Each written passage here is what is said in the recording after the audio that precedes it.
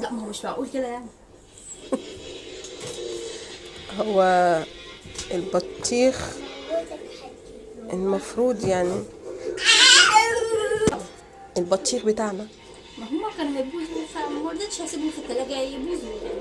ابوهم سيبهم في حالهم، عارفة عني كده؟ مينفعش مينفعش.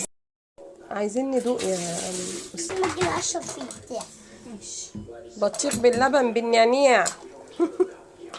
بسم الله. ممكن ادوق ماما بس الاول؟ بس هتدوق. بسم الله الرحمن الرحيم. هات التاعي ده بتاعي انت بتاعك ده. حلوة قوي كده يا لوزي. ايه؟ بقى فعلا حلوة قوي يعني. صبي لنا بقى، صبي لا لنا لا. اللبن بالبطيخ طلع حاجة اختراع. اقسم بالله طلع حلو. بطيخ باللبن كفاية كفاية تلج كفاية تلج. مش اقسم بالله طعمه حلو.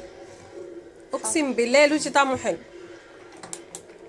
خد الازرق احلى. يا نهار ابيض علي انت عايش. ماما انا انت مش عايزه قادرة. الاخضر. لا هو حلو ماما بصراحة. ماما انا عايزه بطيخ البتاع الاخضر. بالنعناع باللبن.